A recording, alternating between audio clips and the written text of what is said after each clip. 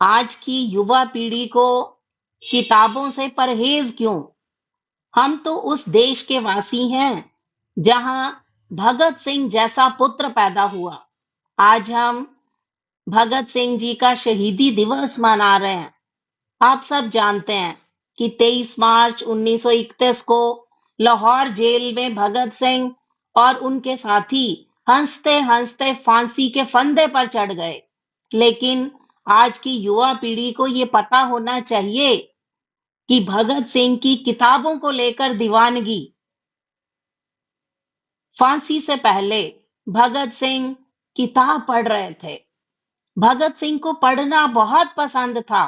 वे क्रांतिकारी थे जिसके पीछे अंग्रेजी हुकूमत पड़ी हुई थी।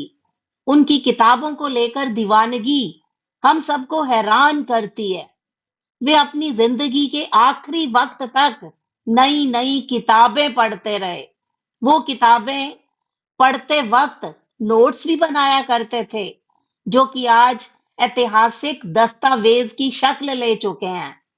और भगत सिंह के उन्हीं नोट्स से हमें उस वक्त के हालात, भगत सिंह की देश और समाज के प्रति क्या सोच थी, इसके बारे में पता चलता है।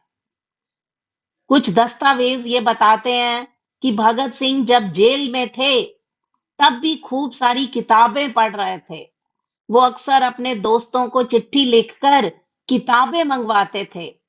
एक ऐसी ही चिट्ठी जो उन्होंने लाहौर जेल से अपने बचपन के साथी जयदेव के नाम लिखी। ये चिट्ठी उस क्रांतिकारी की किताबों की भूख का प्रमाण है। इस चिट्ठी से पता चलता है कि भगत सिंह अपने साथियों के अध्ययन के प्रति भी जागरूक थे और जेल से ही यथासंभव उनकी मदद करने की कोशिश किया करते थे। आज वो चिट्ठी जो कि भगत सिंह जी ने लिखी थी, उसमें लिखा, लाहौर सेंट्रल जेल में रहते रहते कृपया निम्नलिखित किताबें द्वारकानाथ पुस्तकालय से मेरे नाम पर जारी करवाकर शनिवार को कुलबीर के हाथ भेज देना। किताबें कौन कौन सी थी? Materialism, why man fight, the Soviets at work, collapse of the second international. और उन्होंने बहुत सारी जो किताबें मंगवाई उसमें left wing communism, field factories and workshops, land revolution in Russia, mutual aid, civil war in France, spy. और उन्होंने इन किताबों के माध्यम से दर्शन के बारे में जाना, राजनीति के बारे में जाना। और उन्होंने इस चिट्ठी के अंतर्गत लिखा, यदि हो सके तो एक और किताब भी भेजने का प्रबंध करना। उस किताब का नाम है हिस्टोरिकल मटेरियलिज्म। यह पंजाब पब्लिक लाइब्रेरी से मिल जाएगी। और पुस्तकालय अध्यक्ष से मालूम करना कि कुछ किताबें क्या बोस्टल जेल गई हैं। उन्हें किताबों की बहुत जरूरत है। उन्होंने सुखदेव के भाई जयदेव के हाथों एक सूची भेजी थी, लेकिन उन्हें अभी तक किताबें नहीं मिली। अगर उनके पुस्तकालय में कोई सूची ना हो तो कृपया लाला फिरोज चंद से जानकारी ले लेना। उनकी पसंद के अनुसार कुछ रोचक किताबें भेज देना। इस रविवार जब मैं वहां आऊं तो उनके पास किताबें पहुंची हुई होनी चाहिए। कृपया यह काम किसी भी हालत में कर देना।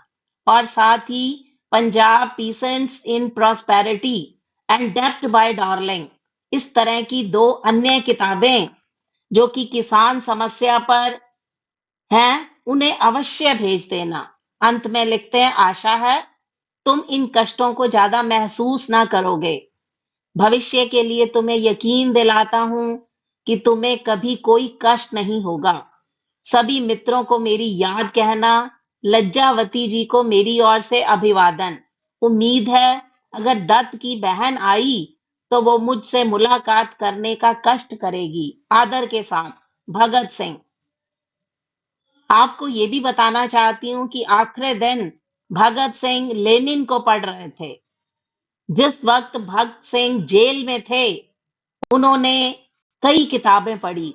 23 मार्च 1931 को शाम 7:33 पर भगत सिंह और उनके दोनों साथी सुखदेव और राजगुरु को फांसी दे दी गई और फांसी पर जाने से पहले लेनिन की जीवनी भगत सिंह पढ़ रहे थे। तो ऐसी है हमारी विरासत। भगत सिंह को किताबों को लेकर कितनी दीवानगी थी। तो हमें भगत सिंह से प्रेरणा लेकर हमारी युवा पीढ़ी को किताबें पढ़ने का जुनून अवश्य उनमें विकसित होना चाहिए। धन्यवाद।